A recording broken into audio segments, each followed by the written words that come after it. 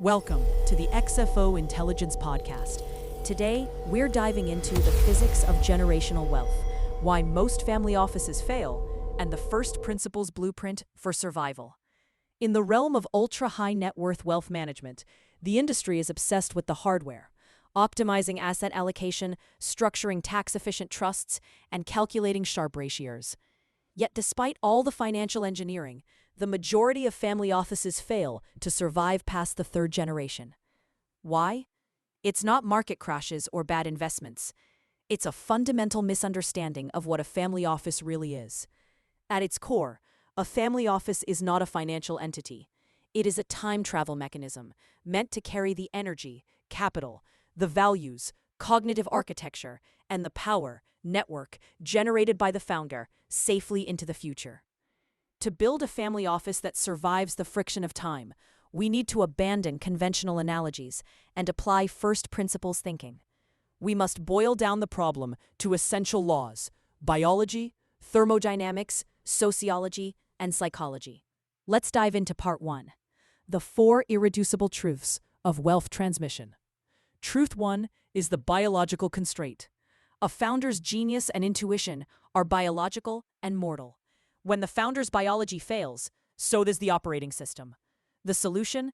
Cognitive decoupling, translating the founder's mental models into externalized algorithms, standard operating procedures, and governance charters so the family office can function independently of any single mind.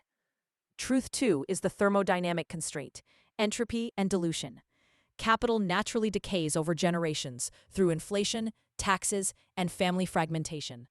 The first principle solution is asymmetric return generation, a barbell architecture with a base of uncorrelated, cash-flowing assets to combat inflation, paired with highly speculative, high-upside investments designed to overcome generational dilution.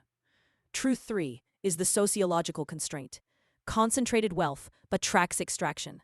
Society, regulators, and competitors will attempt to dismantle the wealth. The solution is moat construction. Families can pick the institutional steward model, relying on quiet prestige and philanthropy, or the attention fortress model, using media dominance and retail financialization as armor. Misalignment will create failure. Truth 4 is the psychological constraint. Heirs do not share the founder's trauma or drive. Capital without purpose leads to fragmentation. The solution is purpose over capital. The mission must be stronger than the money itself.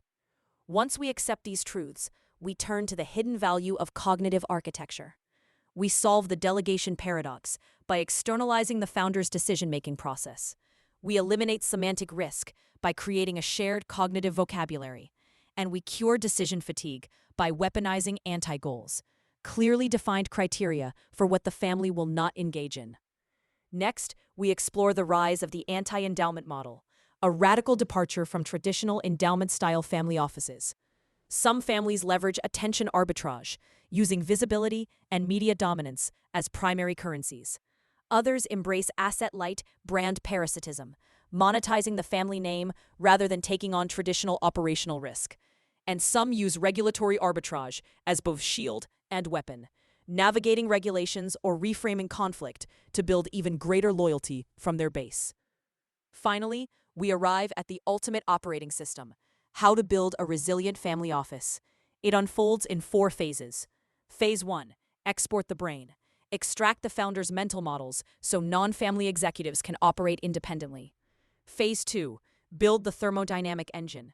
Abandon the traditional portfolio and implement a barbell architecture, an anchored base for survival and a convexity sleeve for extreme upside. Phase 3, choose your armor. Pick the archetype that aligns with your network and public posture. Phase 4, engineer the gravity of purpose. Give the next generation capital allocated to a mission.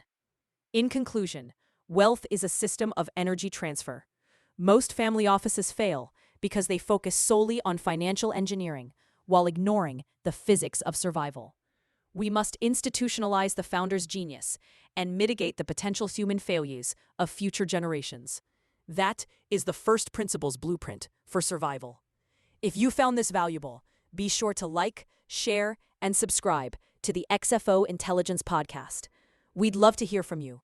Email us at xfointelligence@gmail.com for feedback or requests for more information about our new Thought Leadership on Demand service. Disclaimer: the information provided in this podcast is for informational purposes only and should not be considered financial or legal advice. Always consult with a professional advisor before making any financial decisions. Thanks for listening.